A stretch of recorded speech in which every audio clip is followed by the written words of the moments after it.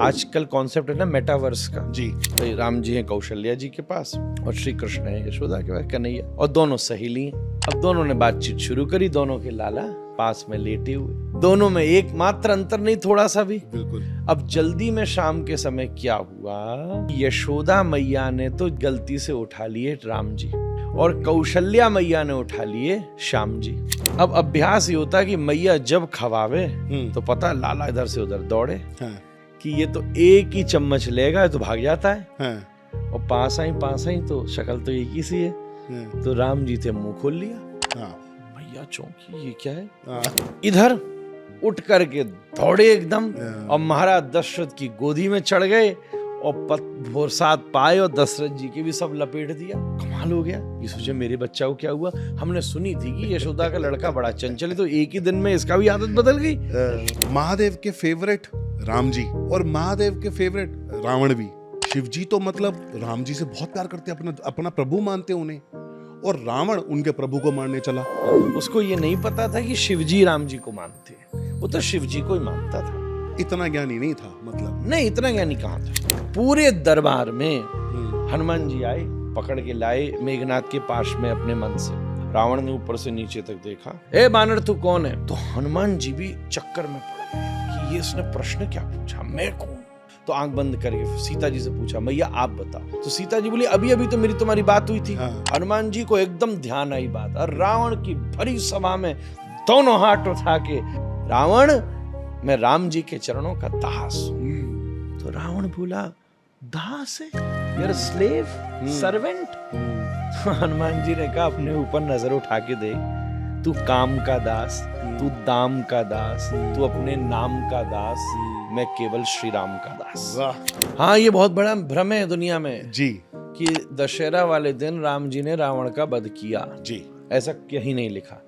अब प्रॉब्लम ये कि लोग रामलीला तो देखने जाते नहीं है, रावण के मेला को देखने जाते हैं, कंपटीशन भी ये करते हैं कि भाई किसकी कॉलोनी का रावण बड़ा बना। हाँ, और किसके ज्यादा पटाखे लगेंगे। हाँ बताओ, 3 प्रकार के रावण थे। जी। उसमें सबसे हल्का तो रावण ही था, उससे बलवान था अहिरावण, हाँ जी, उससे भी बलवान था महारावण। जब महारावण ने हमला किया तो एक प्रकार से राम लक्ष्मण भी मूर्छित हो गए। अच्छा, तब सीता जी ने अपने पराक्रम के द्वारा महारावण का वध किया। ऐसा हुआ ना कि धनुष को कोई नहीं हिला पाता था। एक बार ऐसा हुआ कि सीता जी को कहा गया कि तुम जाके पूजा करो।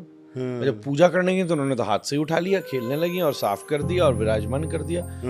कि सब धनुष क्यों नहीं उठा पाते थे और राम जी ने क्यों उठा लिया, क्योंकि जब कोई और धनुष उठाता था तो सीता जी धनुष को देखती थी और उनके नेत्रों में इतनी सामर्थ्य थी कि धनुष इतना भारी हो जाता था कि कोई हिला ही नहीं पाता। पर जब राम जी आए ना तो सीता जी ने धनुष को नहीं देखा, तो जब राम जी को देखा तो धनुष में तो कोई बल ही नहीं बचा। राम जी ने तुरंत उठा के उस पर अच्छा चला।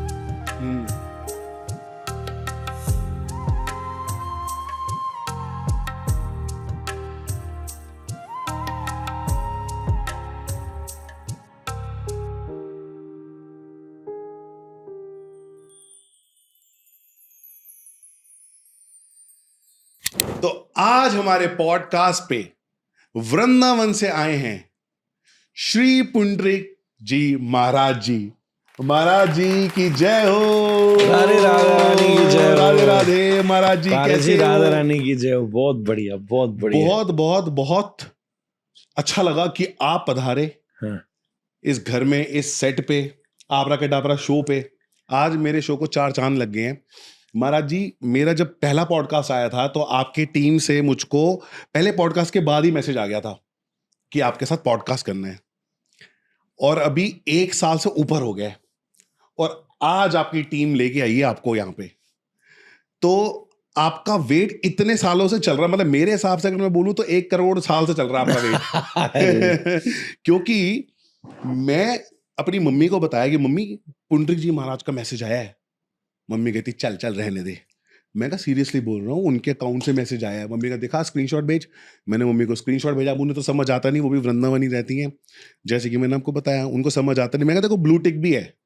तो कह रहे हैं अच्छा ये तो बहुत कृपा हो गई फिर तो फिर बता कब आना है, फिर मैं भी आ जाती हूँ, क्योंकि वो तो कंठीधारी हैं, तो वो तो ऐसे कुछ खाएंगे पिएंगे नहीं तेरे बम के हाथ का या तेरे हाथ का, तो उनकी सेवा भी तो करनी है ना।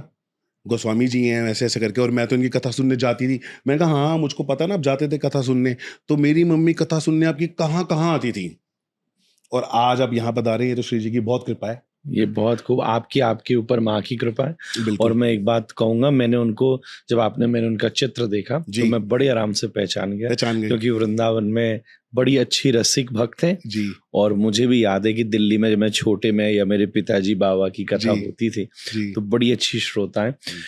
मुझे ऐसा लगता है कि राधारमण लाल ने ना हर चीज का समय निश्चित किया है जी।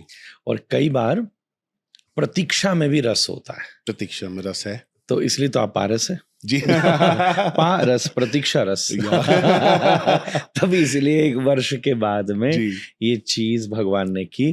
तो मुझे लगता है कि संकल्प मेरा उसी दिन हो गया था जी। आपका भी हो गया था, मेरा भी हो गया था जी।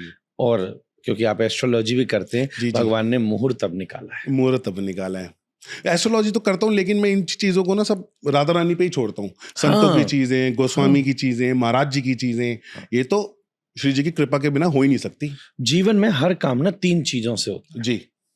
या तो कुछ काम होता है भाग्य से, जिस पे एस्ट्रोलॉजी गणित बताती है जी, या फिर कुछ काम होता है पुरुषार्थ से। पुरुषार्थ, कभी कभी मेहनत भी काम करती है, ऐसी बात नहीं है। जी जी बिल्कुल। और तीसरा फिर कुछ काम होते हैं आशीर्वाद से। The whole life is a combination of 3 things जी। Effort, destiny and blessings. मुझे तो लगता है मैं आशीर्वाद से ही चल रहा हूँ। 100% है ना? बिल्कुल। आप जब सो जाते हो जी तो पुरुषार्थ भी 0 हो गया जी, भाग्य भी 0 हो गया। बिल्कुल। जो 10 घंटे की नींद है वो तो मानना भगवान के आशीर्वाद से ही चल रही है। जी जी जी वाह महाराज जी, मेरे पास तो इतने सारे क्वेश्चंस हैं, मुझे समझ नहीं आ रहा मैं शुरू कहाँ से करूँ, क्योंकि अभी जब हम शूट कर रहे हैं तो आज एकादशी है, एकादशी की रात है, तो एकादशी की रात को तो काफी सारी कथाएं होनी चाहिए।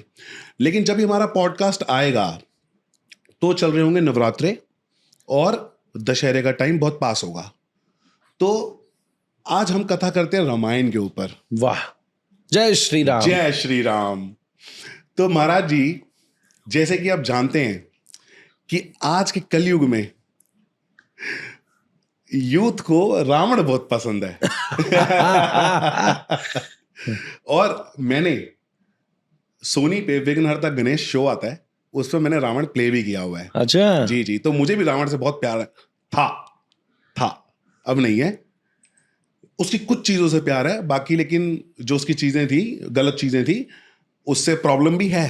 तो आज रावण के बारे में ही बात करते हैं कि रावण था क्या पहले, मतलब बना कैसे रावण, यहीं से शुरू करते हैं। तो रावण अच्छा इसलिए था, हाँ, क्योंकि वो जय विजय पार्षद था जी। मतलब ये समझो अच्छे व्यक्ति को नेगेटिव रोल करने भेजा गया था। सीधी बात ये समझिए। था तो वो भगवान का जय विजय पार्षद जी। ऐसा हुआ जब सृष्टि बनानी शुरू करी ब्रह्मा जी ने, तो उसमें भगवान ही 4 ऋषियों के रूप में उत्पन्न हुए जी, जिनको हम सनकादिक कहते हैं जी। सनक, सनंदन, सनातन, सनत कुमार जी, ये सब छोटी छोटी उम्र के ऋषि हैं जी। और सबको ये बात सिखाते हैं, कीर्तन करते हैं कैसे, हरि शरणम हरि शरणम हरि शरणम हरि शरणम, हरि की शरण लो भाई। तो एक दिन घूमते घूमते जब इनका प्राकट्य हुआ तो इनका मन किया पहले जाके हम वैकुंठ में भगवान को प्रणाम कराएं। तो आप 4 ऋषि वैकुंठ गए। द्वार के ऊपर जय और विजय पार्षद जो भगवान के सबसे प्रमुख द्वारपाल हैं, किसी भी भगवान के मंदिर में जी पार्षद तो पार्षद शब्द का मतलब क्या होता है?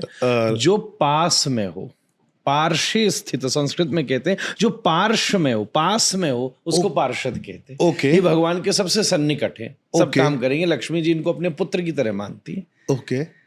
अब वो दोनों अंदर थे, संत जाने लगे तो उन्होंने एक बार रोक दिया। तो संत बोले कि वाह, भगवान के दरवाजे पर रोक रहे हो, अभी नहीं, अभी जाना है, ये सब क्या होता है? ये तुम्हारे मन में जो भेदभाव की वृत्ति आई है, लगता है कि तुम अभी इस पदवी के योग्य नहीं हो, तो जाओ, तुम्हारे 3 जन्म असुर योनि में हो। ये श्राप सनकादिकों ने दिया। और जब दिया तो मन में ग्लानि हुई कि चलो इनकी जो बात थी सो वो तो थी, पर हम तो संत थे, हम में कैसे क्रोध आ गया? अच्छा। और हम में कैसे गुस्सा आ गई और मन में ग्लानि हुई, तो लक्ष्मी नारायण अंदर से हंसते हुए आ गए कि महात्माओं, हर चीज के पीछे हमारा ही भाव होता है। हमने आपको भी बहाना बनाया, इनको भी बहाना बनाया। क्रोध आपका स्वभाव नहीं है, पर ये जाके जगत में इस प्रकार से असुर के कृत्य करेंगे, फिर हम लोग अवतार लेकर जब लीलाएं करेंगे तो समाज को चलने की प्रेरणा प्राप्त होगी। तो सनकादिकों ने कहा कि फिर हमको भी थोड़ा रोल दे दीजिए। अच्छा। तो एक भाव ये आता है कि जब जय विजय पार्षद रावण और कुंभकर्ण बने जी, तो सनकादिक विभीषण बन गए। तो भगवान की सारी लीला इसी रूप में भगवान ने इसकी स्क्रिप्ट तैयार की है। ये आज कुछ नया पता चल रहा है मुझको। और स्क्रिप्ट जब तैयार की तो रावण में जो अच्छाई लगती है, हाँ, वो इसलिए लगती है क्योंकि वो जय विजय पार्षद है। तुलसीदास जी ने अपनी रामायण में अनेकों एक पंक्ति लिखी है, राम जन्म के हेतु अनेका। राम जी के जन्म के हजारों हेतु हैं। उसमें तुलसी जी और जालंधर जी की भी कथा आती है, उसमें रावण की ये जय विजय की भी कथा आती है। तो बहुत सारे कारण हैं, तो यही उसके भीतर की अच्छाई है। अब उसको कहा गया था नेगेटिव रोल करने को, तो उसने नेगेटिव रोल भी ऐसा किया जय विजय पार्षद ने कि आज रावण एक one of the most famous villain है पौराणिक जगत का। जी जी, स्क्रिप्चर्स में जी जी, कोई भी, हर आदमी चाहता है कि हम रावण जैसे नहीं बने। बिल्कुल। तो जो उसके भीतर अच्छाइयां दिखती हैं वो अच्छाइयां जय विजय पार्षद की ही हैं, और जो उसके अंदर बुराइयां दिखती हैं वो जय विजय पार्षद के द्वारा, भगवान के द्वारा की गई आज्ञा से उनके द्वारा किया गया नेगेटिव रोल है, ये समझना चाहिए। ओके। जैसे जय विजय विष्णु भगवान के सबसे क्लोजेस्ट, अब वो आते हैं रावण बन के, कुंभकर्ण बन के, और रावण अपनी जिंदगी में पूछता है महादेव को, राम जी भी महादेव को, महादेव के फेवरेट राम जी और महादेव के फेवरेट रावण भी। रावण तो इतना बड़ा भक्त था शिव जी का, रावण को पता होना चाहिए कि शिव जी प्रेम करते हैं राम जी से बहुत ज्यादा, क्योंकि जब माता सती भी जब एक बार राम जी से मिलने आई थी तो सीता माता का रूप धारण किया था उन्होंने, जिसकी वजह से उनको सती होना पड़ा था। शिव जी ने उनको बोल दिया कि अब से मैं तुमको नहीं अपनाऊंगा जो तुमने किया जी। तो शिव जी तो मतलब राम जी से बहुत प्यार करते, अपना प्रभु मानते उन्हें, और रावण उनके प्रभु को मारने चला। तो ये थोड़े मुझे कंफ्यूजिंग सा लगता है, मतलब कि रावण में इतनी हिम्मत कहां से आ गई? क्योंकि रावण शिव जी की पूजा अपनी उपलब्धियों के लिए करता था। भक्ति सेल्फ डेवलपमेंट नहीं है, भक्ति डेडिकेशन है, सरेंडर है। वाह, इतना सरल आंसर। तो रावण तो इसलिए पूजा कर रहा है ना कि बिकॉज वो पावरफुल बनना चाहता। उसको लगता है कि शिव जी, और उसने क्या स्तोत्र भी बनाए, ऐसी बात नहीं है जी जी, वो बोलता था। तो आज भी शिव जी की पूजा के बाद इसका ही शिव तांडव स्तोत्र जी, जटाटवी गलज्ज्वल प्रवाह पावित स्थले गले वलम विलंबिताम भुजंग तुंग मालिकाम डमट डमट डमट डमन निनाद वड्डवरवयम चकार चंड तांडवम तनोतु नः शिव शिवम। अब देखो एक ट्विस्ट ऐसा भी है कि जिस समय सीता जी लंका में तो रावण भी शिव जी की पूजा कर रहा है और राम जी भी रामेश्वरम की पूजा कर रहे हैं। जी जी, वही। और रावण रोज कर रहा है और राम जी ने एक बार की। कहने का मतलब ये है कि जब तुम्हारा उद्देश्य सही होता है ना, तभी तुम्हारी पूजा का फल भी मिलता है। तुम्हारा कैरेक्टर अगर खराब है तो शिव जी की चाहे सैकड़ों पूजा कर लो, कभी फल नहीं मिलने वाला। पर कैरेक्टर ठीक है, गोल ठीक है, तो रावण की हजारों पूजा विफल हो गई और राम जी की एक पूजा सफल हो गई। वाह, सीता जी उनको प्राप्त हो गए, बिल्कुल सामने बैठकर प्राप्त हो गए। बिल्कुल। इतने ईमानदार है राम की। रामेश्वरम में एक कथा सुनाई जाती है, वो कथा रामेश्वरम के मंदिर में जाओ ना तो दीवालों पर भी गुदी हुई है। वहां पे जाओ मंदिर में, तो बहुत सालों पहले मैं गया था, अब अगर कोई चेंज हुआ हो तो नहीं मालूम, तो वहां मंदिर के अंदर वो दीवालों पे लिखा था कि राम जी को रामेश्वरम की पूजा करनी थी। उन्होंने रामेश्वरम को बनाया। तो अब बात आई कि इस दुनिया में सबसे बढ़िया शिव जी का अर्चक कौन है। तो सबने कहा भाई ये बात तो है, तो रावण से बढ़िया तो कोई नहीं है जी, रावण ही सबसे बढ़िया है। तो बोले ठीक है, तो कहते रावण को बुलवाओ। तो राम जी ने रावण को बुलवाया। अच्छा। और कहा जी कि ठीक है भाई, जो क्लैश है वो अपनी तरफ है, हाँ, पर ये मुझे शिव जी की पूजा करनी है। ये अलग तो बोले है। आप गृहस्थी हो? हाँ। बोले हाँ। तो बोले गृहस्थी को तो पति पत्नी को साथ बैठ के पूजा करनी चाहिए। तो राम जी बोले सारी समस्या ही पत्नी को लेकर के तो तू हरण करके ले गया है, इसीलिए तो मैं पूजा कर रहा हूँ यहाँ जी। तो वो ऐसी कथा वहां सुनाई जाती है, प्रमाण कहाँ कहाँ मुझे नहीं मालूम। तो वह सुनाई जाती है कि रावण बोला कि अगर आप मुझे वापस ले जाने दो तो मैं थोड़ी देर के लिए सीता जी को वापस ले आता हूँ। तो कहते रावण सीता जी को वापस लेकर आया और सीता जी और राम जी ने दोनों ने संग में बैठकर भगवान रामेश्वरम की स्थापना करी। तो कई तो बानर चुपचाप आए कहते, बोले महाराज बताओ तो इसको यहीं पकड़ लेना हम। सीता जी ने बोले नहीं, राम जी बोले मैंने प्रॉमिस किया है। अच्छा। मैं तो मैन ऑफ कमिटमेंट हूँ। दुनिया क्या बोलेगी कि ये छोड़ गया, नहीं, बल्कि मैं पुरुषार्थ करके उस प्राप्त करूंगा, युद्ध करके इसको पराजित करूंगा। तब प्रभु ने वापस भेजा, फिर तो युद्ध हुआ, तब लेकर के आए। वाह। इसलिए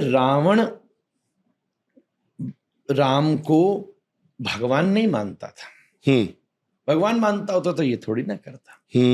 उसको ये नहीं पता था कि शिवजी राम जी को मानते हैं, वो तो शिवजी को ही मानता था। अच्छा, उसको ये बोध नहीं था। इतना ज्ञानी नहीं था, मतलब नहीं, इतना ज्ञानी कहाँ था। कहते ना रावण तो सबसे ज्ञानी था। देखो, कंटेंट को जानना ज्ञान नहीं होता, अपने को जानना ज्ञान होता है। ज्ञान मतलब क्या है? बहुत ज्यादा भाषा बोलना, टू मेनी रेफरेंसेस दे देना। मुझे तो लगता है ज्ञान मतलब अहंकार।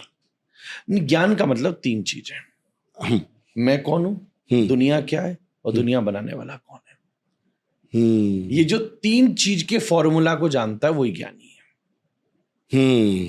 है तो बड़ी कठिन बात, पर सच्ची बात तो यही है।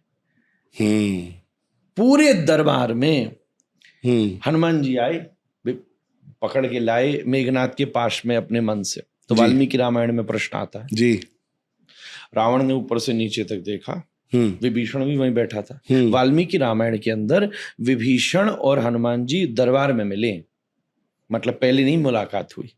तुलसी जी ने वर्णन किया ऐसा, वाल्मीकि जी ने कहा है कि ये इनकी मीटिंग हुई पहली बार रावण के सामने, कोई पर्सनल मीटिंग पहले हुई नहीं। अच्छा। हाँ।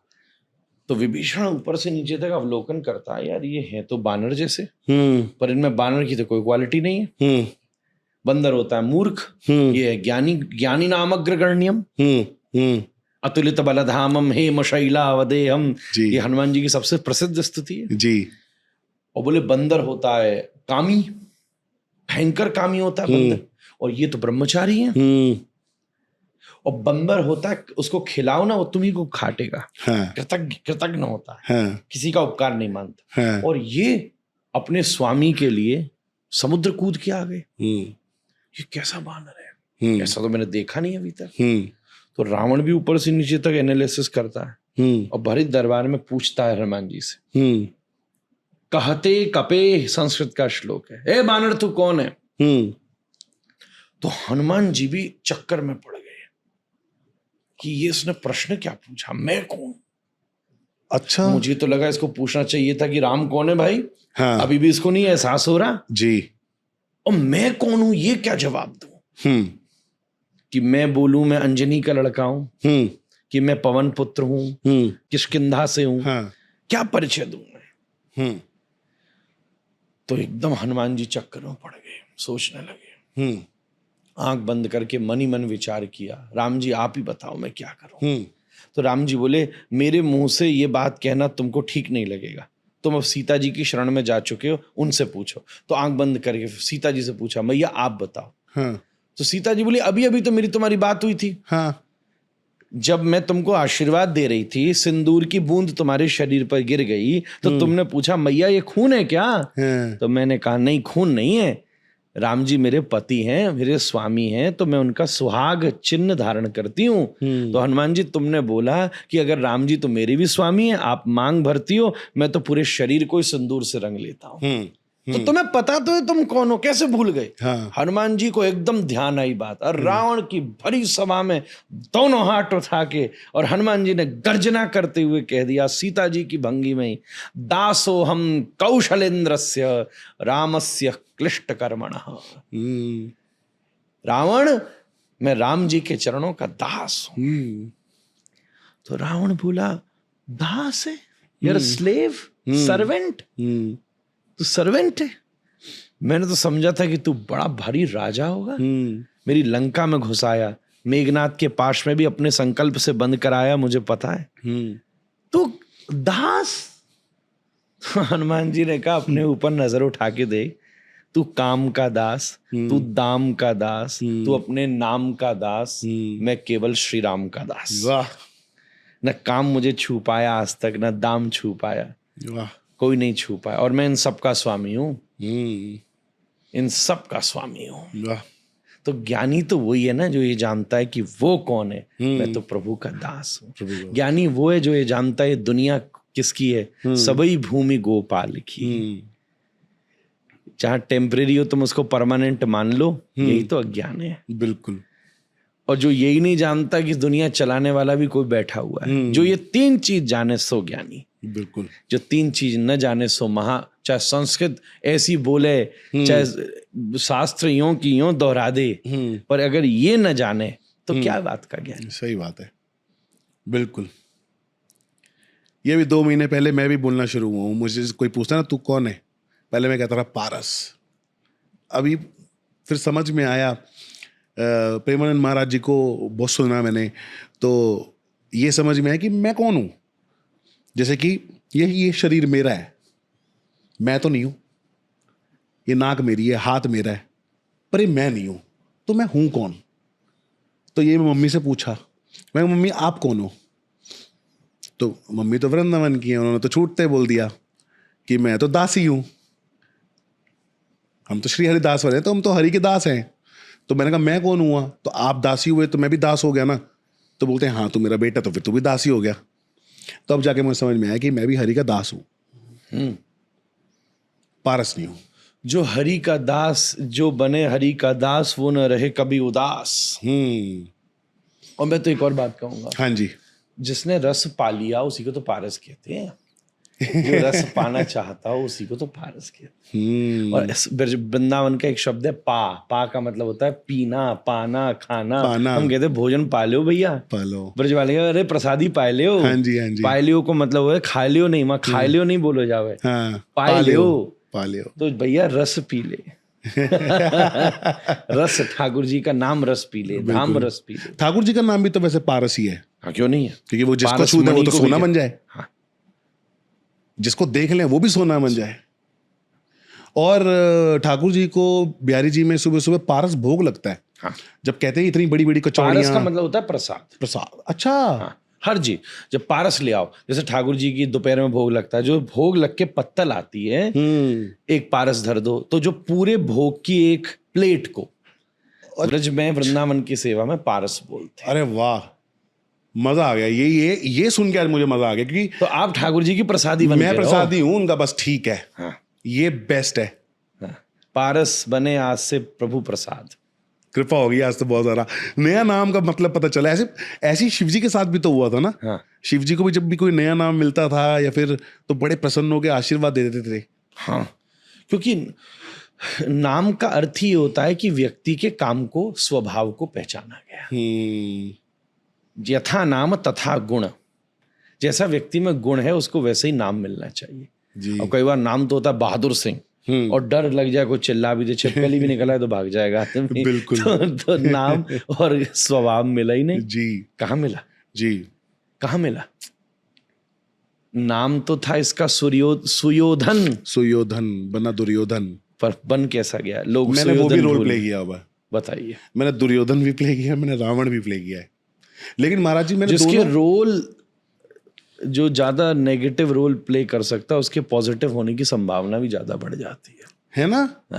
मुझे लगता है मैं तभी हो गया हूं इतना सारा। नहीं, आप यही थे, यही थे जी। जब मैया वृंदावन में घूमे तो उसका प्रभाव तो पड़ेगा। बिल्कुल बिल्कुल बिल्कुल, क्यों नहीं पड़ेगा? ये तो सब मम्मी का आशीर्वाद ही है। अरे एक जना भक्त बन जाए, भगवान ने सौगंध दी है कि 21 पीढ़ी में अवतार देता हूँ। इन दिनों श्राद्ध चल रहा है ना जी। लोग श्राद्ध में तर्पण करते हैं, पितरों को याद करते जी। हैं। कोई तर्पण करता है तो 3 पीढ़ी तरती है, पर जो भगवान के चरणों में समर्पण करता है उसके तो 21 पीढ़ियां, 21 पीढ़ियां, अनंत पीढ़ियां तर जी। एक नरसिंह भगवान ने प्रहलाद को जब आशीर्वाद दिया तो नरसिंह भगवान हुए सतयुग में जी, और द्वापर में उसी का वंशज था वाणासुर। जी, मैं आपसे यही पूछने वाला था अभी। वाणासुर, वाणासुर जिसका श्री कृष्ण के साथ युद्ध हुआ। बड़ी अद्भुत कथा भागवत की।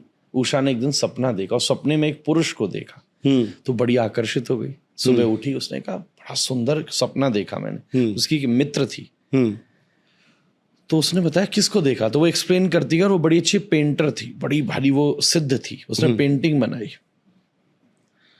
तो उसने देखा भाई इसको तो मैं जानती हूँ, ये तो रियल में एक जना है।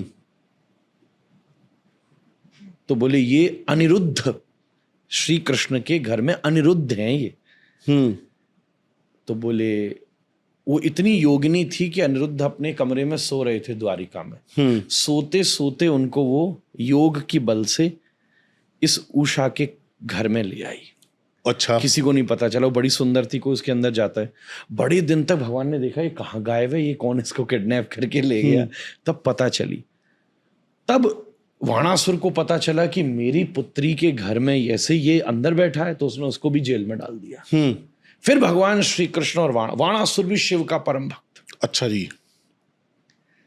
और शिव जी ने उसको एक झंडा दे रखा था कि जिस दिन तेरे महल से झंडा खड़ा है उस दिन तुझे कोई नहीं हरा सकता, जिस दिन ये गिर गया उस दिन पहले तैयार रहना। आज जब श्री कृष्ण युद्ध के लिए उतरे तो झंडा गिर गया, ये भी समझ गया, तो इसने भगवान शंकर की शरणागति ली।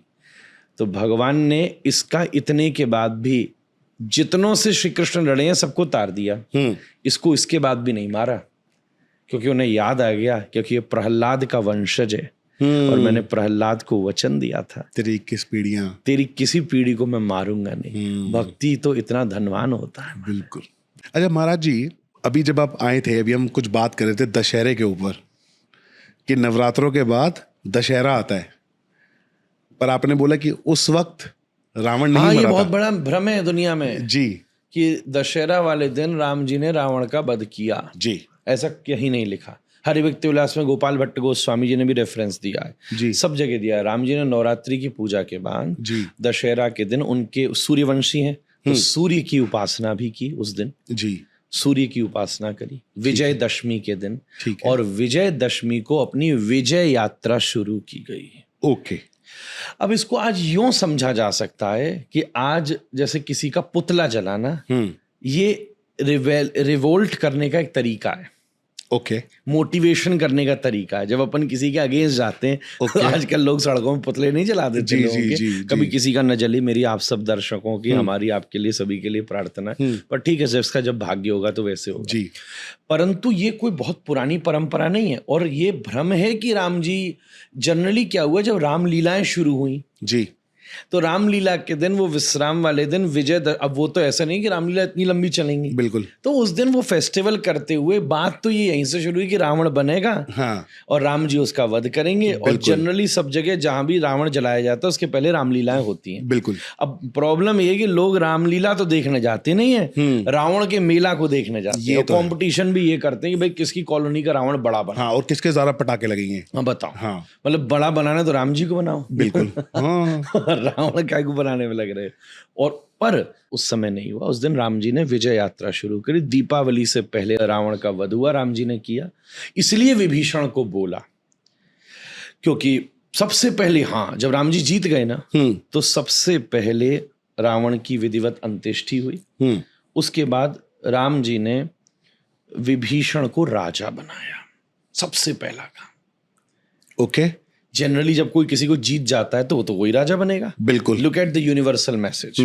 बोले मैं यहाँ तुम्हारी प्रॉपर्टी के लिए नहीं आया आपने मेरी फैमिली में इंटरप्शन किया। और दूसरी बात, कॉन्स्टिट्यूशनली राम जी चले, ये भी जियो पॉलिटिक्स का एक बहुत बड़ी बात है। ओके। राम जी ने सबसे पहले विभीषण को राजा बनाया जी। और फिर विभीषण से कहा कि तुम सीता जी को लेकर आओ, क्योंकि राजगद्दी पे बैठे व्यक्ति ने हरण किया था। और राजगद्दी पे बैठा हुआ व्यक्ति ही सीता को वापस लौटा है। अब फिर सीता जी को वापस लेकर के विभीषण जी आए। फिर वो एक अग्नि परीक्षा का प्रसंग है जिसे भी समझने की जरूरत है, जो भी हम बात करेंगे। Yes yes yes. Valmiki Ramayana में बड़ा स्पष्ट व्याख्या जी जी। और फिर उसके बाद में राम जी ने विभीषण को कहा कि मेरी, अब उसने कहा आपने मेरी बड़ी मदद की, बोले तू मेरी एक ही मदद कर दे इसके बदले, कि मुझे अपना पुष्पक विमान दे दे, क्योंकि भरत ने मुझे प्रॉमिस किया था और मैं अब यहां से पैदल जाऊंगा तो बहुत महीनों लगेंगे जी, बहुत महीनों लगेंगे, तो मैं समय से वापस पहुंच जाऊं रात्रि तक दीपावली की। उस दिन उसने वेट किया, प्रॉमिस किया था। तो फिर विभीषण ने अपना विमान देकर तुरंत राम जी को वापस भेजा। और इसमें एक और अद्भुत घटना मैंने संतों से सुनी है कि जब राम जी लौट भी रहे थे, इतनी हरी थी, राम इसलिए तो राम है, तभी भी उन्हें याद था कि केवट अभी भी बैठा मेरी प्रतीक्षा कर रहा है। तो लौटते समय भी राम जी ने केवट पर कृपा करी, फ्लाइट को रोककर अपनी, फिर उसके बाद गए। तो जो दिए जले दिवाली के, उसके 2-3 कारण बने। तो दीपावली पे जो दिए जलते हैं, एक तो ये भी था कि भरत ने कहा था हम जल के मर जाएंगे, तो सबने दिए जला रखे थे कि हम आप नहीं आए तो मैं अग्नि में प्रवेश कर जाऊंगा। अच्छा। दूसरा, एक अमावस की रात्रि, तो दिए जलाएं राम जी के स्वागत के लिए जी। जितना अंधकार है उतनी प्रकाश की जरूरत होती है। सबसे darkest night of the year होती है दिवाली, और ब्राइटेस्ट नाइट होती है शरद पूर्णिमा, और जन्माष्टमी होती है एग्जैक्ट 50%। इसलिए तो इन तीनों रात्रियों में भी जगने का विधान है। तीनों रात्रियों को महारात्रि कहा जाता है, पूजा की जाती है। जन्माष्टमी में हम ठाकुर जी का उत्सव करते हैं, बिल्कुल। और शरद पूर्णिमा पे पहले जमाने में खीर बना के रखते थे लोग घर में, और हम लोग व्रजवाली तो खूब उत्सव मनाते हैं ठाकुर जी का रात्रि भर। और ऐसे ही दीपावली पर भी रात्रि भर लोग कहते हैं लक्ष्मी घूमती हुई पूछती हैं को जागरती कौन जगह है जी। और अगर मैं आज के हिसाब से आपसे व्याख्या करूं तो लैंडिंग गियर भी तो चाहिए था ना प्लेन को, एयरपोर्ट के पास भी तो होते, तो दिए सब जला के रखे थे जी जी जी। तो फिर राम जी ने पुष्पक विमान लेके उतारे। तो इसीलिए रावण का वध विजयदशमी पर है, ये कोई प्रमाणिक बात नहीं है। अपन शास्त्रों को हम पढ़ें तो सब मिथ हमारे क्लियर हो जाएंगे। तो अग्नि परीक्षा को लेके भी क्लियर हो जाएगा। तो पहले अग्नि परीक्षा पे बाद में आएंगे, पहले मुझे ये बताओ तो मतलब दिवाली से एक दिन पहले रावण का वध हुआ था। हाँ। तो जैसे अगर इस बार दिवाली कौन सी डेट को है 20 को, 20 अक्टूबर को है, तो देखा जाए तो रावण का वध 19 अक्टूबर को हुआ होगा। तो रावण के वध की डेट जान के क्या करना है हमको? नहीं, रावण की वध की डेट नहीं मुझे जाननी। मुझे होता है कि ना नवरात्रि में वैसे एक फेस्टिवल सा लगता है, और उसके बाद दशहरा आ जाता है। दशहरे के बाद ना जो 20 दिन होते हैं ना दिवाली वाले, वो बड़े से ना थम से जाते हैं। मतलब कोई रामलीला नहीं होती, कोई मनोरंजन टाइप ऐसा कुछ नहीं होता। वो उस पीरियड में होना चाहिए। नहीं, उस पीरियड में, क्योंकि हमारे यहाँ नवरात्रि खत्म होते ही दशवीं आई, फिर एकादशी आ गई, और फिर तुरंत शरद पूर्णिमा अच्छा आ जाएगी। हाँ, आप देखिए बिल्कुल। तो अगर आप तिथियों को, पंचांग को, उत्सवों को फॉलो करते हो तो शरद पूर्णिमा कितना बढ़िया। और फिर अगर आप अच्छे भगत हो तो तुरंत उसी विजयदशमी के बाद की ही एकादशी से लेकर के हमारा कार्तिक नियम आदि व्रत सब शुरू हो जाते हैं। शरद पूर्णिमा से लेकर के और फिर कार्तिक पूर्णिमा लोग दामोदर मास की तरह रोज संध्या को ठाकुर जी के सामने दिया जलाते हैं, भगवान की सेवा करते हैं, तुलसी जी की सेवा करते हैं, ब्रज की परिक्रमा करते हैं, पूरी दुनिया के भगत कीर्तन करते हैं और कार्तिक का नियम करते हैं। तो ये उत्सव की श्रृंखला तो इसके बाद लगातार ये तो है। पर वो होता है मुझे बस कि रामलीला, वो बाजार मेला खत्म होता है, बस और वो कुछ नहीं। थोड़ा सा। लेकिन अब तो कहाँ, अब तो घूमते भी नहीं है। यहाँ मुंबई में तो होता भी नहीं है इतना, वृंदावन में ही होता है। सब जगह होना चाहिए। आप सब इसकी अवेयरनेस फैलाएंगे। यहाँ पर जब ठाकुर जी का भक्ति बढ़ेगी तो क्यों नहीं होगा बम्बई? बम्बई बड़ी धार्मिक जगह है, जब गणेश जी का उत्सव जगह है। बिल्कुल बिल्कुल। मैं तो किसी को कह रहा था बम्बई में मुझे धर्म अर्थ काम मोक्ष चारों चीजें दिखती हैं। जब गणेश उत्सव होता है तो पता चलता है कि ये शहर जी कितना धार्मिक है। जी, शिवाजी महाराज की भूमि है ये। बिल्कुल। और जब हम एक तरफ फाइनेंशियल कैपिटल की तरह देखते हैं तो अर्थ का पता चलता है, और दूसरी तरफ मनोरंजन, विलासिता, वो भी विचार की जाए तो बम्बई जैसी कहीं पूरे भारत में नहीं है। तो काम भी अपनी चरम सीमा पर है। और वहीं जब भक्त वैष्णव कथाएं कराते हैं, जब वारकरी संत जय जय राम कृष्ण हरि करके महाराष्ट्र के वैष्णव घूमते हैं, ये तुकाराम, नामदेव, मौली तुकाराम और विठ्ठल माजा माजा माजा माजा माजा, जब विठ्ठलनाथ की कीर्तन करते हैं तब ये नगरी मोक्ष नगरी भी हो जाती है। बिल्कुल। आपको ये तो पता ही होगा कि मुंबई मुंबा देवी की है। बिल्कुल पता। भारत के हर शहर का केंद्र मंदिर है। तो मुंबा देवी माया की देवी कहलाई गई, तो उसके बारे में थोड़ा बताएंगे? देखो, ज्यादा तो मुझे जानकारी नहीं है, अध्ययन करना पड़ेगा, पर मैं ये जरूर कह सकता हूँ कि माया 2 प्रकार की होती है जी। और माया को तुम्हें जैसे हैंडल करना है वैसे हो सकती है। जैसे कि एक होती है स्वजन मोहिनी माया, एक होती है विमुख जन मोहिनी माया। कहने का मतलब जो भगवान के विमुख लोग हैं उनको वो माया और दूर रखती है, और जो भगवान के सन्मुख लोग हैं वो माया उन्हें भगवान के पास रखती है। वाह। भगवान ने कहा मेरे 2 साथी हैं, एक भक्ति एक माया। अगर तुमको नाचना है तो माया को पकड़ो, और मुझको नचाना है तो भक्ति को पकड़ो। वाह वाह, क्या बात है। तुम्हारे पास भक्ति है तो मैं नाचूंगा, हाँ, फिर तुम्हारे साथ खड़े होकर नाचूंगा जी। और माया है तो मैं बैठूंगा फिर तुझे नचाऊंगा, तुझे जैसे नाचना है वैसे नाच। मैं जब नया नया मुंबई आया था ना, एक तो काम नहीं मिल रहा था, ऑडिशन दिए जा रहा था, कुछ हो नहीं रहा था, तो बंदा क्या करता है, गालियां ही देता है जब कुछ काम ना बने तो। और मैं मम्मी के सामने ही कि बेकार है मुंबई, ऐसा है वैसा है, लोग अच्छे ही नहीं है, खाना भी अच्छा नहीं है, बहुत बोलता था मैं। तो मम्मी ने मुझे बोला, तू तेरे को पता है मुंबई किसका है? मैं कहा नहीं। कहती मुंबा देवी का। तो ये तू देख ले, तू मुंबा देवी को फालतू बोल रहा है कि बदबू है, ये है वो है। कहीं तेरे को पता है मंदिर है वहां पे एक, जाके माफी मांग क्या।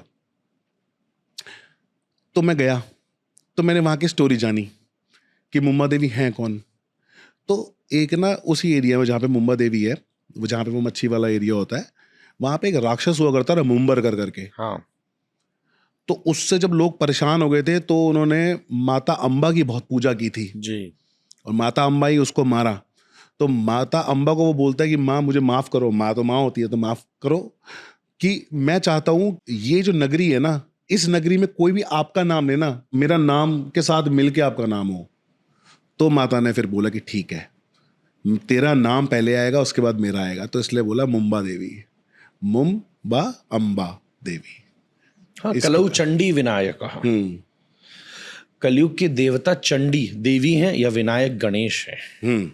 और सौभाग्य ये है कि इस शहर में दोनों विरासतें हैं, अम्बा भी विरासती हैं और गणपति भी विरासते। यस यस, इसलिए इसकी अपनी उन्नति है। बिल्कुल। अच्छा महाराज जी, अब बात करते हैं माता सीता की। मैंने ये भी सुना था कि जब राम जी सीता मैया को वापस लेके जा रहे थे तब एक महारावण भी आया था जिसको सीता मैया ने मारा था। हाँ, ऐसे एक प्रसंग आनंद रामायण या कुछ प्रसंगों में, मैं रेफरेंस तो मुझे भी क्लियर करना पड़ेगा। अच्छा जी। क्योंकि अचानक आपने पूछा। अच्छा, बट फिर भी नहीं, अच्छी बात है कथ। मैं थोड़ा ये इसलिए कहता हूँ क्योंकि हम लोग शास्त्र वाले लोग हैं। हाँ जी। और हम लोगों के लिए किसी भी बात को कहने से पहले एक तो कल्पना भावना, वो अलग बात कर लो, देन फिर वो नोबल हो जाएगा, स्क्रिप्चर नहीं होगा। जी जी जी जी जी। इसीलिए मैंने स्पष्ट कही। पर ऐसे एक प्रसंग आते हैं कि 3 प्रकार के रावण थे। जी। उसमें सबसे हल्का तो रावण ही था, उससे बलवान था अहिरावण। हाँ जी। उससे भी बलवान था महारावण। तो रावण का वध तो राम जी ने किया जी, अहिरावण का वध हनुमान जी ने किया जी। और जब ये वापस लौट रहे थे पुष्पक विमान पे बैठकर, तो महारावण ने हमला किया। और जब महारावण ने हमला किया तो एक प्रकार से राम लक्ष्मण भी मूर्छित हो गए। अच्छा। तब सीता जी ने अपने पराक्रम के द्वारा महारावण का वध किया। और यहाँ ये भी मैसेज दे दिया कि जो रावण के सामने बेचारी ऐसे रो रही थी या ऐसे कर रही थी, ये इसलिए नहीं था कि उनमें स्ट्रेंथ नहीं थी, वो इसलिए था कि राम जी की भी प्रशंसा सब जी जगह जी, हो। लीला लीला तो करनी लीला जरूरी है ना, ये तो लीला है। वरना लक्ष्मी मैया 9 लक्ष्मियों की देवी, जिनको कोई भी वॉरियर या कोई भी आदमी को अगर जिंदगी में जीतना है तो उसके पास लक्ष्मी का आशीर्वाद होना बहुत जरूरी है। बहुत जरूरी। अरे सीता, जिस धनुष को रावण नहीं उठा पाया था, ये सीता जब मैया उसी को खेलती उठा थी लेते, बचपन में। तभी तो वचन लिया था ऐसा जनक जी ने। ऐसा हुआ ना कि धनुष को कोई नहीं हिला पाता था। हाँ, एक बार ऐसा हुआ कि सीता जी को कहा गया कि तुम जाके पूजा करो। हाँ, जब पूजा करने गए तो उन्होंने तो हाथ से उठा लिया, खेलने लगी और साफ कर दिया और विराजमान कर दिया। तो जनक देखकर चौंक गए। उन्होंने कहा वाह, मैं तो उसी से अपनी लड़की की शादी करूंगा जो इस शिव पिनाक के ऊपर प्रत्यंचारोपण करेगा। अपनी कन्या का विवाह ही उसी से करो। बिल्कुल। और फिर जब दरबार लगा तो वही रावण था जो हार गया। हार गया।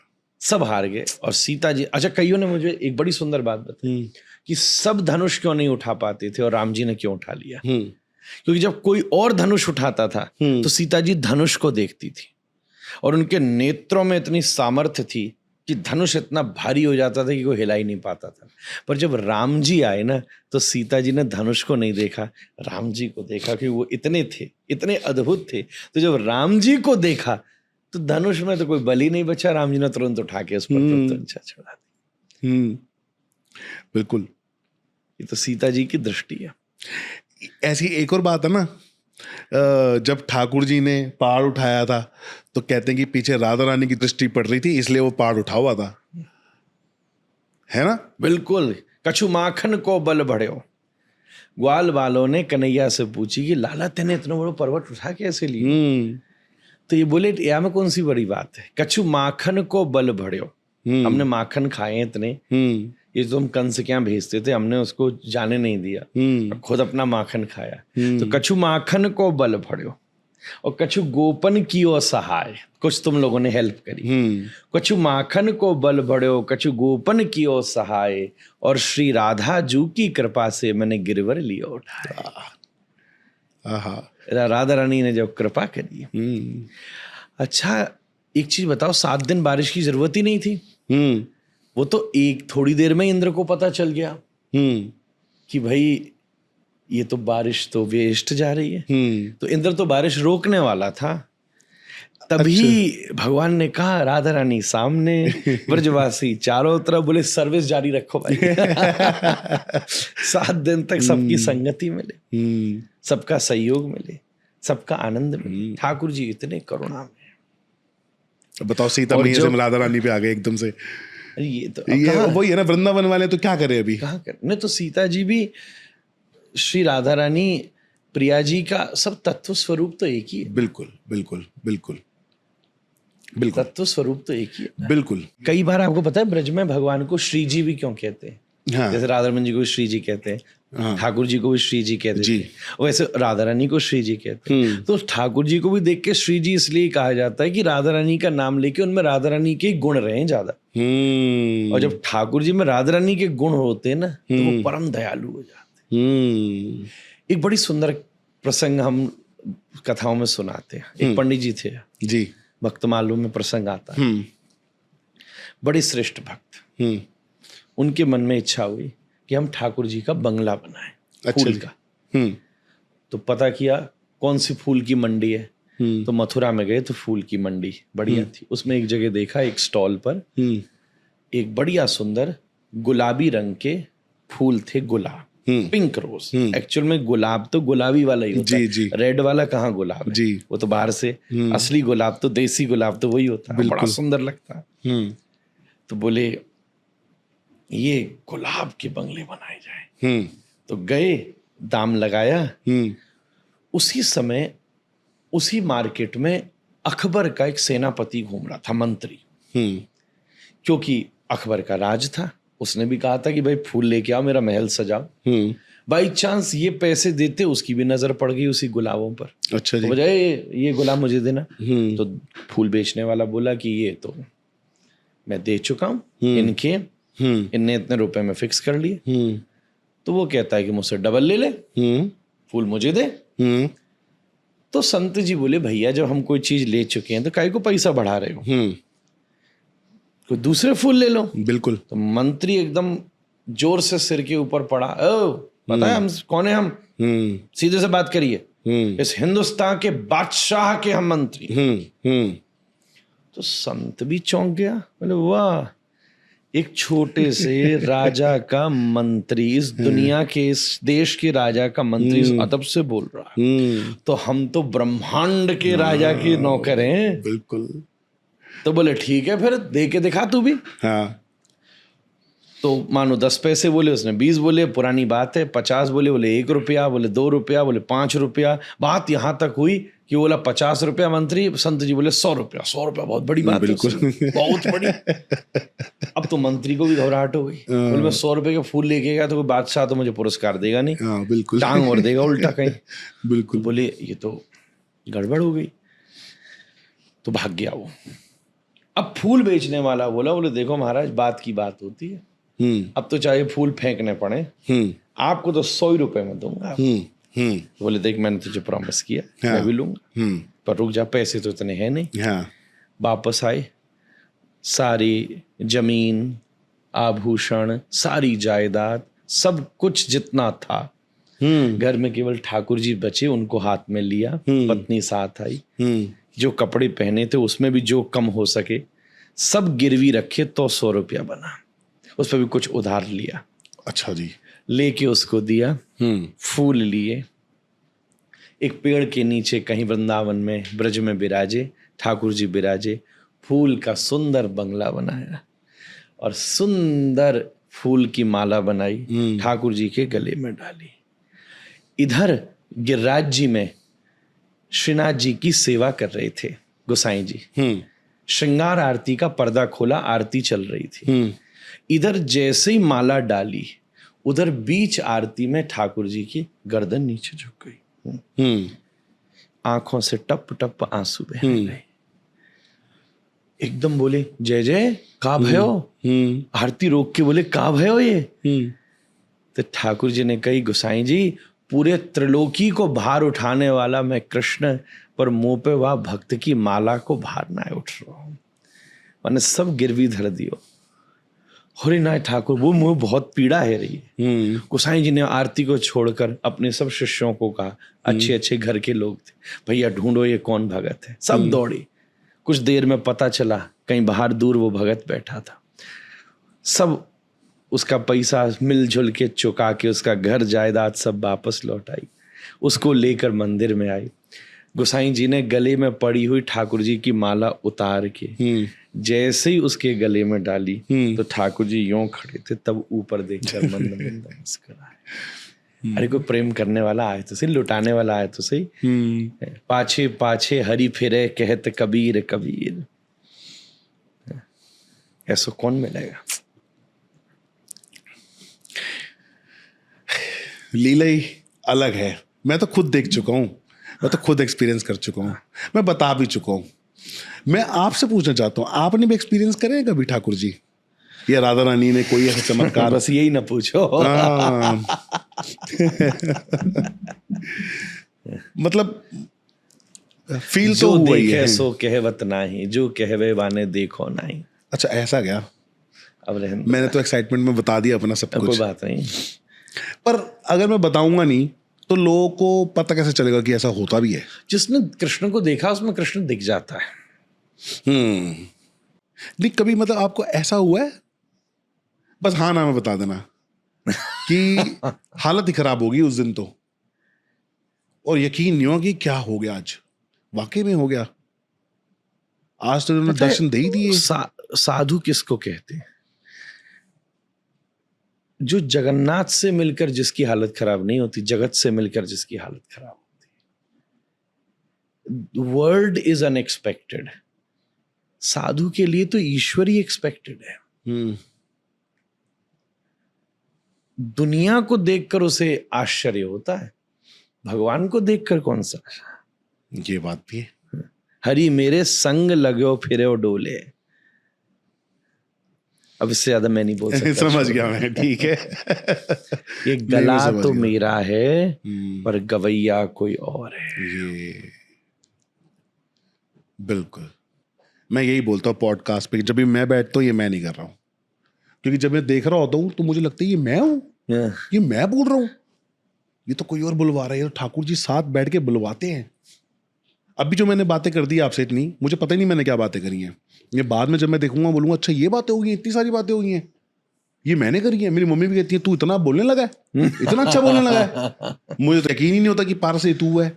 बहुत से लोगों को यकीन नहीं होता कि ये मैं हूं, पर ये ठाकुर जी हैं जो बुलवाते हैं मुझसे, सारा काम वही करवाते हैं और ऐसा लगता है कि मैं कर रहा हूं। शरणागत जब कोई हो जावे ना तो भगवान संग संग, मतलब मुझे लग रहा है कि मैं तो पायलट हूं पर मैं हूं पैसेंजर। हाँ, बस बैठा हुआ हूं, देख रहा हूं, देखो क्या हो रहा है। हाँ। ये मैं थोड़ी कर रहा हूं। When you become an audience of your own performance.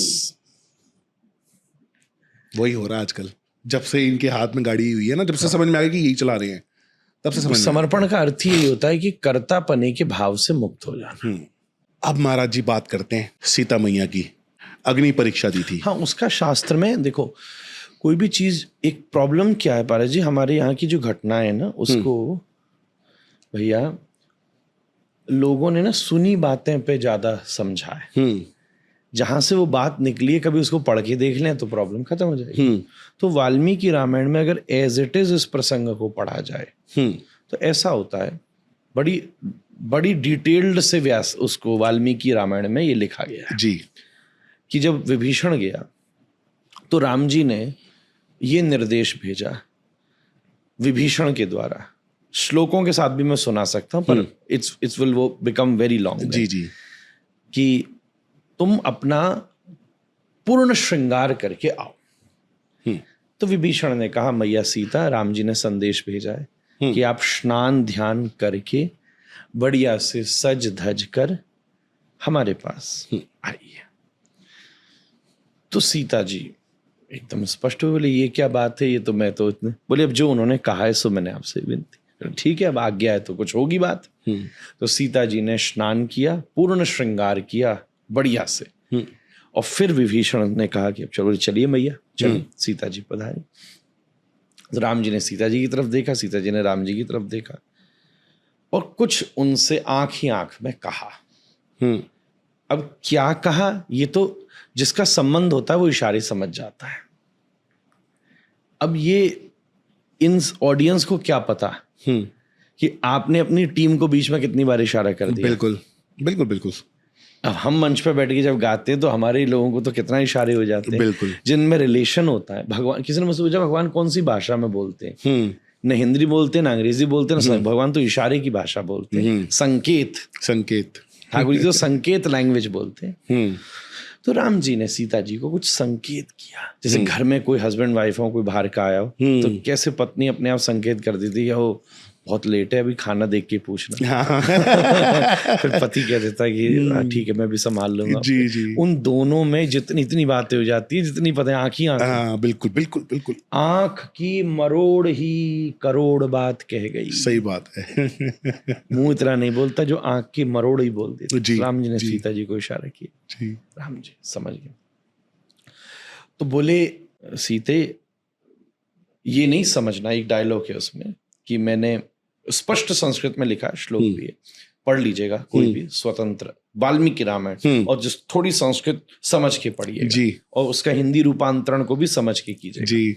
Gita press Gorakhpur एक बहुत अच्छा संस्था है जहाँ से ग्रंथ अच्छे बनते, उसकी ऑथेंटिक अब आप गूगल पे निकाल के कुछ भी पढ़ लो तो आई डोंट केयर। हाँ, बिल्कुल बिल्कुल। इसलिए मैं आपको रेफरेंस के साथ बता रहा हूँ, बहुत सेंसिटिव टॉपिक है जी। इसीलिए अब अग्नि परीक्षा पे पूरा स्त्रियों की संस्था खड़ी हो जाती है, हमने क्यों दी और यही क्यों दी, तो इसलिए बोल रहा हूँ जी। तो वहां राम जी ने कहा कि सीता जी अगर आपको ये लगता है कि मैंने तुम्हारे लिए रावण को मारा है, ऐसा नहीं समझना। मतलब वो जानबूझ के थोड़ा रूड बोल रहे हैं, ओके, पर सीता जी को इशारा पहले ही कर दिया है। जैसे ऐसा समझो ना कि एक बार क्या हुआ, मेरे गुरुजी ने अपने सबसे प्रिय शिष्य को बड़ी जोर से एक कथा में डांट लगाई, पर वो डांट लगाई, तू ध्यान से, वो बड़े ध्यान से सुन रहा है, तू ध्यान से क्यों नहीं सुन रहा, तो कितनी बार बोला है। मैं भी सोच में पड़ गया, गुरुजी ने उसको इतनी देर डांट क्यों लगाई, वो तो ध्यान से बैठा था। जब अंदर गए तो गुरुजी ने हाथ फेरा, तो मैंने कि इसको डांट, बोले मैं इसको थोड़ा ना डांट रहा था, ये तो अपना ही है। इसके माध्यम से जो 500 और बैठे थे उनको डांट लगा रहा था कि जो साथ वाला जो उसको पढ़ सकती है तो तुमको क्या पड़ेगी। बिल्कुल बिल्कुल, that's how you work. Yes yes yes. तो सीता जी को थोड़ा सा ऐसे बोला, ये नहीं समझना कि मैं तुम्हारे लिए मैंने रावण को मारा, उसने मेरे आत्मसम्मान के ऊपर आघात किया तो मैंने आज उसका वध कर दिया। ठीक है, तुम आज से फ्री हो, आप यहां में से जिस पुरुष को पसंद करना चाहो कर सकती हो, वो चाहे विभीषण है, चाहे सुग्रीव है, अंगद है, जिसको चाहो उससे प्रस्ताव दे सकती हो, मेरे को कोई ऑब्जेक्शन नहीं है। अच्छा, वाल्मीकि रामायण में सीता जी ने, राम जी ने स्पष्ट कहा। ठीक है। तो सीता जी ने कहा कि राम जी आप ऐसा क्यों कह रहे हैं, मैं अभी भी पूर्ण पवित्रता से आपको ही प्रेम करती हूं और इसको मैं प्रमाणित भी कर सकती हूँ। राम जी ने नहीं कहा कि तुम प्रमाणित करो, ओके। सीता जी ने कहा मैं इसको प्रमाणित कर सकती हूँ। ठीक है। और लक्ष्मण को आज्ञा दी, लक्ष्मण लकड़ी इकट्ठी करके आग जलाओ। अच्छा जी। अब लक्ष्मण घबराए, उसने राम जी की तरफ देखा, तो राम जी ने इशारा किया, ओके, तीनों की प्लानिंग है, तो इशारा किया। अब सीता जी ने उसमें प्रवेश किया, अग्नि जली, आ गई। अब इससे क्या हुआ कि जितने लोग थे उनके, आप एक सिचुएशन समझो सोशल, बड़ी अगर इतनी खोपड़ी है तुम में और नहीं है तो प्लीज फिर रामायण पढ़ना बंद करो, बिल्कुल, या मैच्योरिटी से समझो। मतलब इतने के बाद भी अगर लोगों के मन में ये बात आ गई बाद में, जैसे सीता जी को वाल्मीकि आश्रम में रहना पड़ गया, तो राम जी ने इस लीला के द्वारा एक मैसेज पूरी दुनिया को दिया। अगर किसी के मन में दूर दूर तक भी ये बात आती कि सीता जी लंका में थी और क्या कोई उनके साथ रावण ने कुछ गलत व्यवहार किया या उनके मन में कोई बात तो नहीं आ गई, इस पूरे सीन को क्रिएट करके सीता जी और राम जी के माध्यम से एक मैसेज चारों तरफ गया। ये बहुत मैच्योरिटी से की गई परिस्थिति है। तो इसके पीछे एक और कथा है जी। एक ब्रह्मा जी की बड़ी सिद्ध पुत्री थी, उसका नाम था वेदमती। वेदमती, हाँ। अच्छा जी। और वो वेदमती तपस्या कर रही थी और वो चाहती थी मैं विष्णु की पत्नी बनूं। अच्छा जी। इतनी भारी तपस्या। वाह। बड़ी बड़ी देवियों ने ऐसे की है पहले। स्वयं आप कहो तो पार्वती जी ने भी तो की थी कि महादेव मुझसे विवाह करने, बिल्कुल, वो उमा है, बिल्कुल बिल्कुल, तो की थी तपस्या। जी जी। तो ऐसे वेदमती ने तपस्या की। तो एक दिन उसके सामने से रावण जा रहा था और रावण उसको देखकर आश्चर्य में आकर्षित हो गया। ओके। और उससे कहा कि तू मेरे साथ चल। उसने ना, ये तो था ही थोड़ा इस टाइप से। तो वेदमती को पकड़ने लगा तो वो भागी। अच्छा, भागी तो उसने उसके केश पकड़ लिए। तो वेदमती ने बचने के लिए अपने केशों को ही एक अस्त्र से काट दिया और भागी। और जब दौड़ गई तो उसके हाथ में केश थे, रावण के हाथ में बाल थे ऐसे। तो वेदमती ने श्राप दिया कि तेरे पूरे कुल को नष्ट करने वाले ये तेरे रक्त का पान करेंगे केश। फिर उस केश को हड़िया में डाल के जनक की सभा में दबाया गया। वेदमती चली गई। अब जब राम जी वनगमन में हैं तो एक जब परिस्थिति बनी, जब दंडकारण्य में जाकर सीता राम जी लक्ष्मण जी रहने लगे, जब सुपर्णखा आई, उसके पहले सब साधु संत आए। बहुत विस्तार हो जाएगा इसलिए मैं सार में बता रहा हूं। उस समय एक प्रसंग आता है कि पार्वती जी शिव जी आए। वो आपने जो प्रसंग कहा उसके जैसे ही वहां भी एक प्रसंग है जी। तो आए और उस समय सीता मैया पार्वती जी और शिव जी के साथ उनके साथ विराजी। अच्छा। और ये वेदमती सीता जी का रूप धारण करके, क्योंकि उसका मन था रावण से भी बदला लेना था और विष्णु की पत्नी भी बनना था, वो वेदमती सीता जी के रूप में राम जी के साथ दंडकारण्य में आज आई। उसी दिन सुपर्णखा आई, उसी दिन रावण आया, वेदमती का हरण हुआ। इतने दिन वो वहां रुकी, फिर राम जी गए, उसका वध किया। अब वो जो अग्नि जली, वो अग्नि पार्वती जी का रूप है, भगवती का रूप है। तो वेदमती ने अग्नि में प्रवेश किया उसको तो अपनी गति मिल गई और उसी अग्नि से सीता जी प्रकट होकर बाहर आई। यस, ये भी एक कथा उस अग्नि ये मैंने सुनी है। जी जी जी जी जी। और कई लोग तो ये कहते हैं कि कितना अच्छा भैया था, सुपर्णखा के नाक कान काटे। जी जी आप जी। जरा वाल्मीकि रामायण पढ़ के देखिए, सुपर्णखा को से उसकी बनती नहीं थी, इसी चक्कर में उसने उसको दंडकारण्य में बिठा रखा था। सुपर्णखा के पति को मारा था ना रावण ने। ऐसी भी घटना है यहाँ रही है, बिल्कुल नहीं बनती थी। और जब उसने जाके कहा कि भैया मेरी नाक कान काट दी, तो उस आप वाल्मीकि रामायण पढ़ के देखिए, तो रावण ने सुपर्णखा को उल्टी डांट लगाई कि तू वहां गई क्यों उनके पास। फिर सुपर्णखा ने, ये तो मेरी बात चली नहीं। फिर सुपर्णखा ने सीता जी के रूप का वर्णन किया। पता है वो जो जंगल में बनवासी घूम रहे हैं, कि तू बड़ा यहाँ समझता है, तेरे पास तो कुछ भी नहीं है जी। फिर रावण आकर्षित हो गया। तब उसने ढूंढा ये राम को कौन जानता है, तो वो मारीच था, कि वो राम राम जपता था, उसको तीर लगा था, वो डरता था, तो उसी का बहाना बना के फिर हरण किया। जी।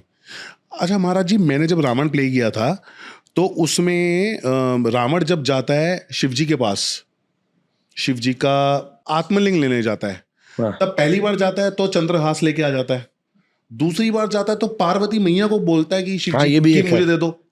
जब वो लेके जा रहा होता है, जब पार्वती मैया रास्ते में एक मेंढक की जो टटर कर रही होती है, उसको आशीर्वाद देके के मंदोदरी बना देती हैं, जो कि अपने से भी सुंदर बना देती हैं। और वो जैसी मंदोदरी प्रकट होती है, मंदोदरी शिव जी का नाम जाप करने लगती है।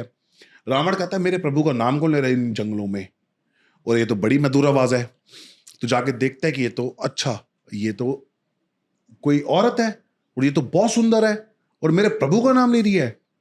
मैंने तो सुना था सबसे सुंदर तो पार्वती है, तो इससे सुंदर तो ये है, तो ये पार्वती है।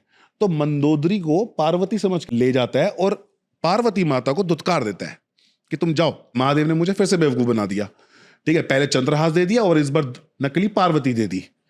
तो जब वो जा रहा होता है तो पार्वती माता पीछे से उसको श्राप देती हैं कि मूर्ख, तू अपनी मां को नहीं पहचान पाया, और एक औरत के चक्कर में तूने अपनी मां का अपमान किया, इसलिए तेरी मृत्यु एक औरत की वजह से ही होगी। एक प्रसंग और इसमें छुपा हुआ है जी, कि रावण ने एक बहुत अद्भुत अशोक वाटिका में मंदिर बनाया था जी, जिस मंदिर में वो पार्वती जी को विराजमान करना चाहता था जी, पूजा के लिए, जी, क्योंकि वो देवी अपनी मां मानता था, आदिशक्ति लेके आना चाहता था ना, आदिशक्ति को। जी।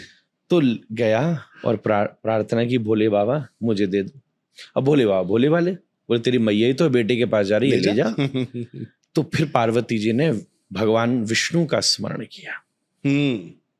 वो तो सब मित्र हैं, सब साथी हैं, तो भगवान विष्णु ब्राह्मण का वेश बना करके आए। अच्छा जी। और हंसने लगे। तो रावण ने पूछा क्यों हंसता है ब्राह्मण? बोले एक बात बता, कोई अपनी पत्नी ऐसे दे देता है? हाँ। ये नकली पार्वती है, असली पार्वती तो भोलेनाथ ने अपने आसन के नीचे छिपा रखी है। तो रावण पहुंचा, बोले महाराज ऐसा मत करो। हाँ। बोले आसन नीचे कोई है ही नहीं। बोले नहीं ऐसे नहीं बोलो। हाँ। अब भक्ति की जो कामना भगवान शंकर क्या नहीं कर सकते, कहाँ से नहीं प्रकट कर दे। हाँ। बोले ऐसी बात है तो ठीक है। हाँ। असली पार्वती जी मूर्ति से बनकर बैठ गई। बोले ये से दूसरी मूर्ति बना के दे दी। अब ये ले गया। हाँ। और ले जाके बैठाया मंदिर में, अशोक वाटिका में, और खूब सेवा करे, पूजा करे। बोले माँ बताओ, बोले ही नहीं, वो तो मूर्ति थी दूसरी जी। कुछ दिन बाद देखा तो बोले ये तो मूर्ति है। कैसे? मेरे शिव जी ने मुझे छला। बोले वो तो मेरे इष्ट है, उन्होंने तो जो मांगा सो मैंने जो मांगा सो उन्होंने दे दिया। तो कहा, बोले वो ब्राह्मण कौन था? जब ध्यान लगाया तो पता चला तो नारायण है। तो उस दिन उसने वचन लिया कि मैं इस मंदिर में उमा को तो नहीं बैठा सका, पर एक दिन अगर अवसर मिला तो रमा को जरूर बैठाऊंगा, लक्ष्मी को बैठाऊंगा। तो सीता जी को लेकर के आया, हरण करके उसी अशोक वाटिका में बिठाया। और वाल्मीकि रामायण के जो श्लोक हैं, जब ये सीता जी को बुरा भला कह रहा है, संस्कृत के विद्वान कहते हैं उन्हीं श्लोकों को थोड़ा सा ट्विस्ट कर दो तो ऐसा लगता है स्तुति कर रहा है तो रोली। कथा में कथा है, कथा में कथा। जैसे केले का पेड़ होता है ना, छिलके में छिलका, ऐसी कथा में कथा। वाह, मजा आ गया। महाराज जी, आपने एक वही बात बताई थी जब राम जी और ठाकुर जी आपस में स्वैप हो गए थे बचपन में। एक कथा ऐसे हमने संतों से सुनी है जी तो प्रेम भाव की कथा है जी। देखो एक चीज उसके पहले ये भी समझनी पड़ेगी, धरती पे जब तक आजकल क्या लोगों को कॉन्सेप्ट भी पूरा नहीं मालूम है, इसलिए वो कई चीजों से कनेक्ट नहीं करते। जी। भगवान धरती के ऊपर तो त्रेता युग में राम जी आए, द्वापर युग में श्री कृष्ण आए जी। पर ऐसा थोड़ी ना है, भगवान तो सदा ही विद्यमान है। बिल्कुल। ऐसा नहीं होता तो तुलसीदास जी को कलयुग में भी राम जी का दर्शन हो रहा है। चित्रकूट के घाट पर भई संतन की भीड़ और तुलसीदास चंदन घिसे तिलक देत रघुवीर, और सूरदास जी को श्री कृष्ण का दर्शन हो रहा है। जी। तो भगवान का स्वरूप तो नित्य है, सदा है। जी। और ये भी समझने की बात है, भगवान की लीला हर समय हो रही है। आजकल कॉन्सेप्ट है ना मेटावर्स का। जी। तो इस समय किसी और प्लेनेट में कहीं पर तो द्वापर चल रहा होगा ना जी। और वहां भगवान श्री कृष्ण माखन चुरा रहे हैं। बिल्कुल। तो समय के हिसाब से तो सारी लीला हर समय चल रही है। जी।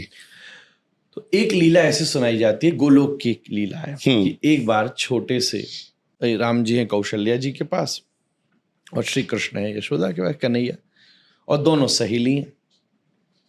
तो दोनों के मन में एक दिन विचार आया कि चलो हम मिलते हैं। अब कोई व्हाट्सएप तो था नहीं कि कर दे में, तो दोनों ने बाई चांस एक साथ समय बनाया। एक जगह थी सुंदर, उधर से कौशल्या मैया अपने महल से चली राज दरबार, और उधर यशोदा मैया चली, दोनों अपने लाला को लेकर आई। अब दोनों ने बातचीत शुरू करी, दोनों के लाला पास में लेटे हुए, बात करते करते करते, माताओं की बात लंबी चलती है, करते करते बहुत लंबी हो गई बात। अब इतनी लंबी हो गई कि उन्हें ध्यान ही नहीं, और अब थोड़ा शाम सी होने लगी, तो सबने कहा ओ जल्दी जाओ जल्दी जाओ। अब देखने में राम कृष्ण दऊ एक हैं, अंतर नहीं निमेष, दोनों में एकमात्र अंतर नहीं थोड़ा सा भी। बिल्कुल। अब जल्दी में शाम के समय क्या हुआ कि यशोदा मैया ने तो गलती से उठा लिए राम जी, और कौशल्या मैया ने उठा लिए श्याम जी, ठाकुर जी। अब दोनों की अपनी अपनी नियम। अब यशोदा मैया लेकर के पहुंची राम जी को नंद महल। अब अभ्यास ये होता है कि मैया जब खवावे तो पता लाला इधर से उधर दौड़े। उधर नंद बाबा खा रहे होंगे तो जबरदस्ती उनकी गोदी में चढ़ेगा, उन्हीं की थाली में से उठा के खावेगा, खेलेगा, और मैया इसी के लिए प्रिपेयर है। तो यशोदा मैया आई कि अब ये दौड़ा दौड़ा दौड़ा, तो सच बताए तो कटोरी में एक ही चम्मच खीर लेकर आई कि ये तो एक ही चम्मच लेगा तो भाग जाता है, और पास आई तो शक्ल तो एक ही सी है। तो राम जी थे मुंह खोल लिया, भैया चौंकी ये क्या है, थोड़ा प्रसन्न, पता नहीं ये क्या हो गया इधर। अब राम जी समझ के कृष्ण जी को, कन्हैया को कमरा में लिटाया, हाथ में गेंद लग रही थी, तो देखा कन्हैया को सूझा ऊधम महल में तो बड़े बड़े झूमर, बड़ी बड़ी शोपीस, लेकिन एक गेंद मारी झूमर में, झूमर नीचे। ऊधम भैया क्या हुआ क्या हुआ। अब कौशल्या मैया की आदत की कटोरी भर के जो लाके खिला में सो खा में। जैसे ही इधर लेकर के आए, अब राम जी समझा कि बैठ के खाएंगे, वो तो थे श्याम जी, उठ करके दौड़े एकदम और महाराज दशरथ की गोदी में चढ़ गए, और भोरसाद पाए और दशरथ जी के भी सब लपेट दिया। कमाल हो गया, ये सोचे मेरे बच्चा को क्या हुआ। हमने सुनी थी कि यशोदा का लड़का बड़ा चंचल है, तो एक ही दिन में इसका भी आदत बदल गई। उधर यशोदा मैया सोचे कि हमने सोचा था कौशल्या का लड़का बड़ा सीधा साधा है, एक ही दिन में हमारा लड़का सीधा साधा कर दिया। दोनों बड़ी सोचे विचार करें, रात भर सी हो गई। बोले ये तो कुछ, सब सवेरे देखे तो कुछ लक्षण देखकर सवेरे में सूर्योदय हो तो पता, अरे ये तो बदल गया। अब दोनों चले, वो उधर से चली उधर से चली, और ये कौशल्या मैया ने कहा ले पकड़ अपनी मैया आफत को यानी सवरा महल ला दिया मेरा। और यशोदा मैया ने दिया ले अपनी मूर्ति को भी पकड़, न हिले न खेले न डोले, जहां बिठा दो सो बिठा दे। तो ये कथा का अर्थ क्या है कि प्रभु की लीला अद्भुत है। राम कृष्ण दऊ एक हैं, अंतर नहीं निमेष, उनके नयन गंभीर हैं और इनके चपल विशेष। वाह, यही दोनों की लीला है, प्रभु की लीला सब एक सी है। आहा, मजा आ गया। महाराज जी, क्वेश्चंस तो मेरे पास बहुत सारे हैं, लेकिन समय हमारे पास है नहीं, क्योंकि हम जिस समय ये पॉडकास्ट कर रहे हैं ब्रह्म मुहूर्त में, ये ब्रह्म मुहूर्त है, ब्रह्म मुहूर्त में कर रहे हैं हम। और एकादशी की रात्रि, रात भर का जागरण और कथा का प्रसंग। अपनी जनता को बता दीजिए कि हम कितने बजे पॉडकास्ट रिकॉर्ड कर रहे हैं। इस वक्त 3:30 बज रहे हैं सुबह के। तो ये भी मेरा पहला पॉडकास्ट है, और देखो श्री जी की कृपा कितनी हो रही है कि एकादशी की रात को बैठ के मेरे पे कितनी कृपा हो रही है कि मेरे सामने तो आप भी बैठे हो। जय हो। महाराज जी, एक और बात पूछनी है मुझे, बस लास्ट क्वेश्चन। एक साल की प्रतीक्षा का ही फल है ये हमारी एक साल का आदमी। प्रतीक्षा का फल है ये, बिल्कुल बिल्कुल। दिन तो सबको बटता है, रात जी, तो किसी अपने के साथ ही ये बैठी बात है, बिल्कुल बिल्कुल बिल्कुल। तो महाराज जी, लोग ना कुछ शिवलिंग को गलत तरीके से बोलते हैं कि वो मेल ऑर्गन को रिप्रेजेंट करता है, तो ऐसा है क्या? पहले तो लिंग शब्द का अर्थ समझना पड़ेगा जी। लिंग शब्द का मतलब होता है पहचान। जी।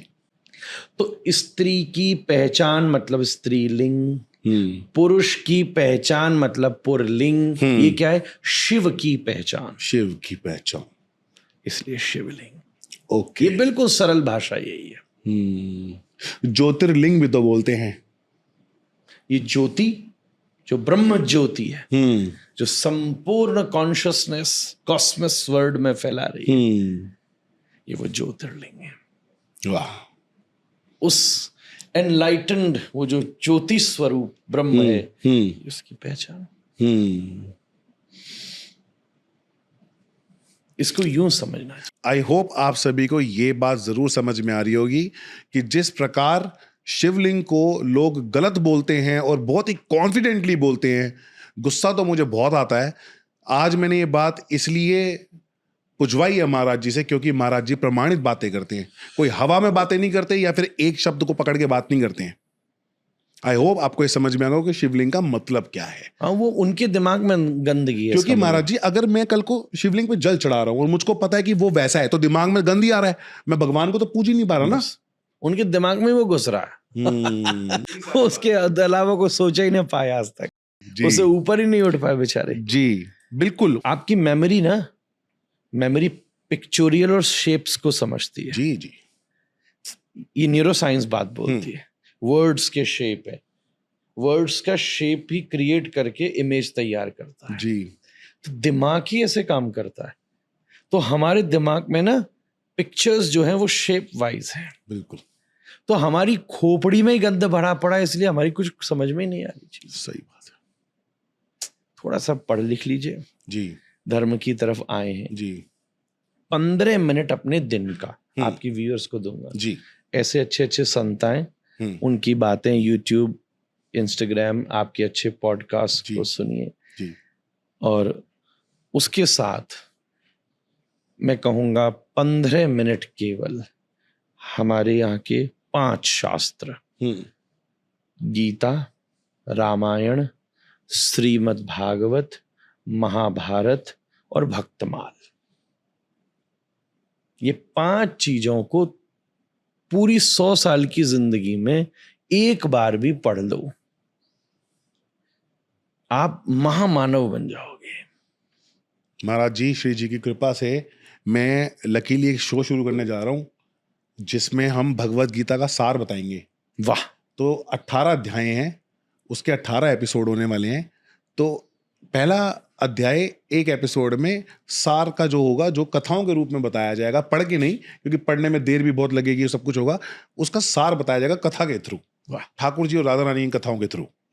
गीता से सार मिलता है जी, रामायण से और महाभारत से व्यवहार मिलता है, और भागवत जी से प्रभु का प्यार मिलता है। अब भागवत कराने के लिए तो फिर मुझे आपको ही बुलाना पड़ेगा ना। तो जब कहोगे ऐसे ही कर दूंगा। बिल्कुल। अरे महाराज जी, आपने बोल दिया, बस इतना ही हो गया मेरे लिए तो। करिए, क्यों नहीं, भागवत जी भी सुनाएंगे। 7 डेज में भागवत सप्ताह होता है, और एक बार हर व्यक्ति को सुनना चाहिए जी। वो हमारे भीतर की पूरी कॉन्शियसनेस को लिफ्ट कर देती है, क्योंकि 7 दिन में होती है ना जी। और 7 दिन ही तो हमारा जीवन क्रिएट करते हैं, वीक। मंडे टू संडे चलता है, बिल्कुल वही रिपीट होते होते मंथ बनता है, ईयर बनता है, लाइफ बन जाती है। जी। तो पूरी लाइफ का एक 7 दिन हम प्रभु को डेडिकेट करें अरे वाह, और बड़े प्रेम से बैठकर करते हैं महाराज जी, ये भी प्लान करते हैं। हाँ, चल क्यों नहीं, अरे भगवान आप वाह, पे कृपा करें। क्या ही बात हो रही है आज तो, इतनी कृपा।